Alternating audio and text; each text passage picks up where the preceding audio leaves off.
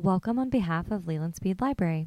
This tutorial will walk you through some steps to use when evaluating sources you want to use in research papers and other assignments. When selecting sources to include in your research papers and projects, you should always evaluate each potential resource before using it.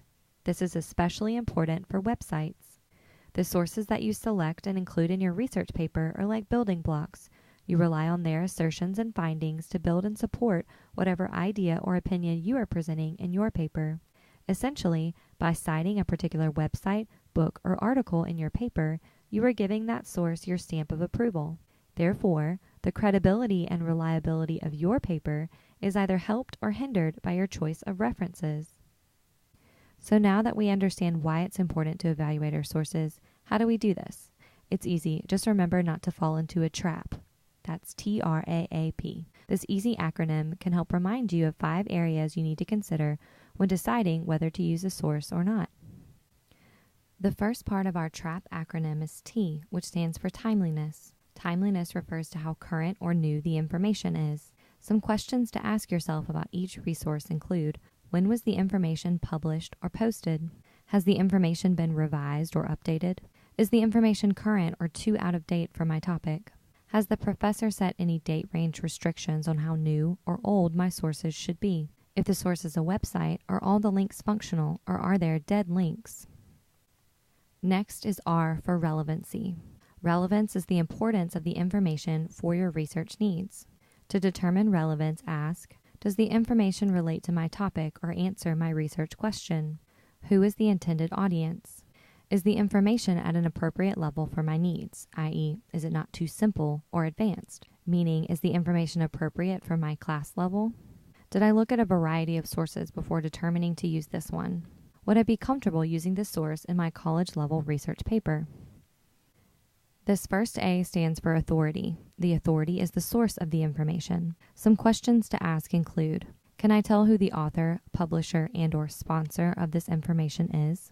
Next, look for the author's credentials or organizational affiliations. Is this information given? If so, can you determine the author's qualifications to write on this topic? Can you tell what their background is or if they have a degree or experience in this field? Is their contact information listed, such as a publisher or author email address? If the source is a website, does the URL reveal anything about the author or source? The second A is for accuracy, which is the reliability, truthfulness, and correctness of the information.